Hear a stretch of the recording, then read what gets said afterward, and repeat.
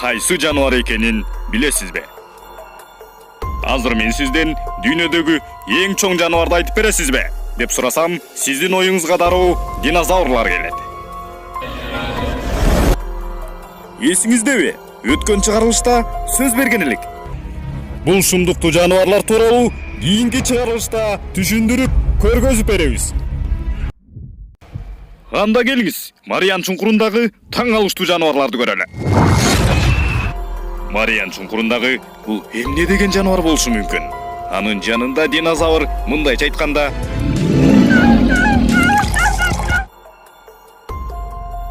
анын тишинин чоңдугу динозаврдыкынан 3 чыгат.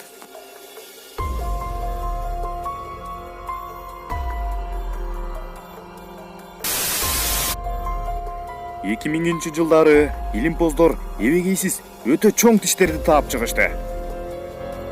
Бул тиштин чоңдугу эле ушунча болсо, ал эми бул тиштин ээси жаныбардын чоңдугу кандай? Изилдөөлөрдүн жыйынтыгында бул жаныбардын узундугу 24 метр болуп чыкты. Ал эми оозунун чоңдугу 2 метрде түздү. Тигил жанындагы ак тиш киттин тиши. Ал эми бул тиштин узундугу 10 сантиметрге чейин жетти. Буга чейин ушундай тиштерди изилдеп жүргөн илимпоздор мондай тиштерди көргөндө ого бетер бурушка такалды. Адамзатынын тарыхында дүйнөдө Мариан чуңкуруна 2 гана адам кирген. Ал эми 2012 жылы 26 мартта 3-чү адам кирди. Тарыхта Мариан чуңкуруна 3-чүлөрдөн болуп кирген адам Титаник жана Терминатор фильмин тарткан белгилүү режиссер Джеймс Камерон болгон. Джеймс Камерондун Мариан чуңкуруна түшүшү дүйнө жүзүнө чоң жаңылык болду.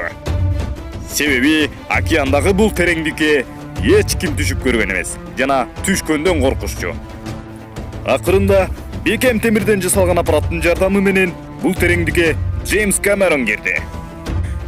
Бул тереңдикте эмне бар экенин белгисиз болгондуктан Джеймс Камерон мыкты сапаттагы камераны кошо ала түштү.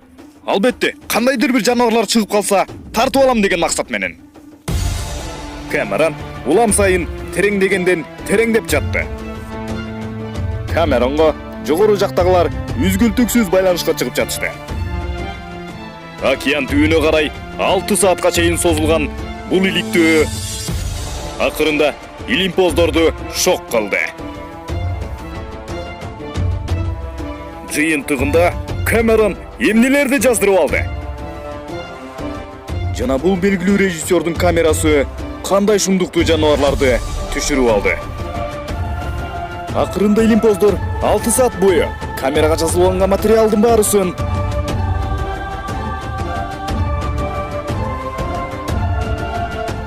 ачыкка чыгарбай жашыруун сакташты.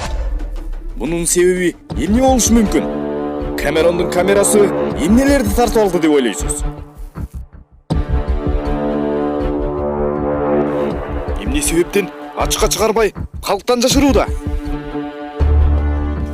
Эч ким жете албаган тереңдиктеги бул жаныбар кандай жаныбар болушу мүмкүн? Биз азыр сиздерге жашыруун болгон видеону көргөзө албайбыз. Себеби биздин каналга зыян тийип калышы мүмкүн. Бирок биз сизге азыр аудио записин угузабыз. Мына бул үндөрдү өз кулагыңыз менен угуп көрүңүз.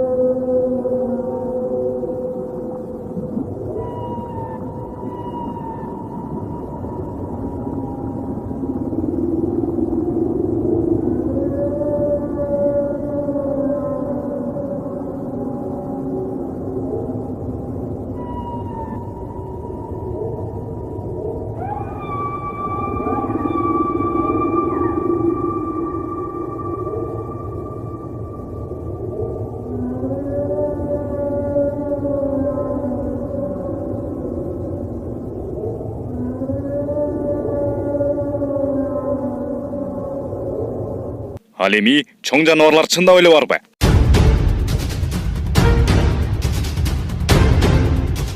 Изилдөөлөрдүн жыйынтыгында 25 метрге чейин жеткен динозаврдан чоң мегалодон жашайт экени аныкталды. Мегалодон акула киттер менен тамактанат.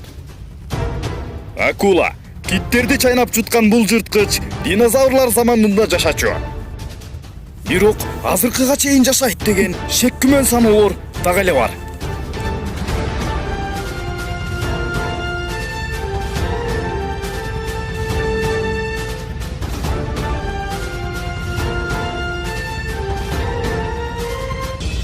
Цетотерия узундугу 5 метрге чейин. Анын тиштери ушунчалык курч болгон. Океандагы эң коркунучтуу жаныбар экенине карабастан, ал жаныбарды мегалодон чайнап салчу.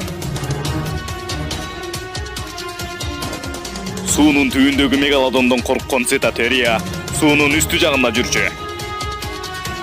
Мегалодон аны байкап калса, Цетотерия байкуш жашынаарга жер таппай калчу. Суунун үстүнкү катмарында калкып жүргөн Цетотерияны байкап калган мегалодон Цетотериянын омурткасын сындыра сүзүп, аны менен тамактанчу.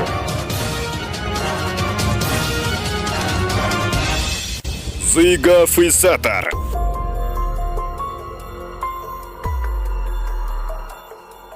Бул жырткычтын аты Зигофисетер. Узундугу 6 метрге чейин. Бул жырткычтын өзгөчөлүгү анын мээсинде ультра үндөрдү кабыл алуучу эхолокация бар. Башкача айтканда, башка жаныбарлардын үндөрүн алыстан мыкты деңгээлде угат. Тиштеринин узундугу 15 сантиметрден 25 сантиметрге чейин.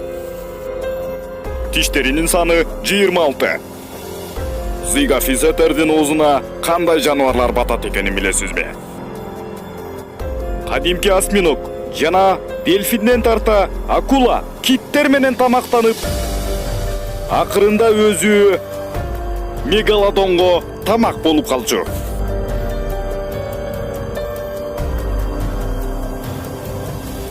Аулофисетер. Илимпоздор кашалоттун тукумунан дешет. Салмагы 1 тонна. Чоңдугу жырткыч киттерден кем калышпаган. Көлөмдүү жандыктардын бири эле. Бул жандыктар бир эле деңизде жүрбөстөн бир тараптан экинчи тарапка жайылып жүрүшчү. Бир ордуна тура албай жайылып жүргөнүнүн себеби мегалодон алардын жүрөгүнүн үшүн алчу.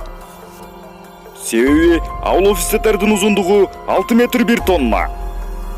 Ал эми мегалодондун эң эле кичинекейи 18 метрди түзөт. Бирок булар көбөйүп кетсе, мегалодон жолгой алчу эмес. Жалгыз жүргөндө гана мегалодон кубалачу. Ал эми көбөйүп кетсе, мегалодонду кубалап кетчү. Кийинки жаныбар Бригмофисетер. Динозаврлар заманындагы дагы бир жырткыч. Азыркы археологдор дагы бул жаныбардын сөөгүн иликтеп, чогултуп чыгышкан. Археологдордун айтымына караганда, бул жаныбардын узундугу 7 метрге чейин. Өзгөчөлүгү анын жаагында эле. Анын жаагы темирди чайнап салчудай күчкө ээ болгон. Бул жандыктар Япония тараптагы суунун жээктеринде жашачу. Жана ультра толкун жаңырык сезимдер аркылуу өзүнө тамак таап жечү. Эң даамдуу тамактарынын бири акула. Бирок акуланы айда жылда бир жесе жечү, жебесе жок. Ошондуктан курсагын тойгузуу үчүн суудагы болгон жандыктардын баарын жечү. Акырында өзү мегалодонго жем болуп калчу.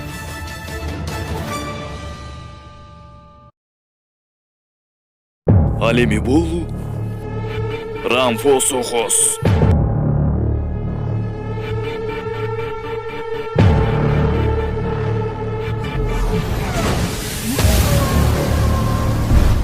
Бул эмне жырткыч. Мына сага ушул эле жетпей жатты эле бизге. 11 метрлик гигант крокодил. Бул гиганттар Индия тараптагы деңиздерди мекендечү. Өтө коркунучтуу крокодилдердин бири. Анын тиштери жүрөктүн үшүн алат. Мунун оозуна эмне түшсө, мясорубкадан өткөндөй болот. Жана сууда ушунчалык тездик менен жүрөт. Анын куйругундагы үрпөйгөн үрпөктөрү сууда ушунчалык ылдамдык менен жүрүүгө жардам берчү. Жана алдынан чыккандын баарын жечү. Мунун курсагы оңой менен тойчу эмес. Жана суудагы жаныбарлардын чыйпыйын чыгарчу. Археологдордун айтымында мегалодон менен тамакталышып, аны менен кармаша кетчү.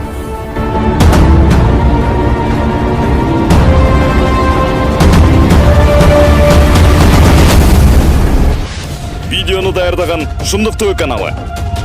Ал эми бул видеого лайк басып, каналга катталганыңыз үчүн сизге терең ыраазычылык.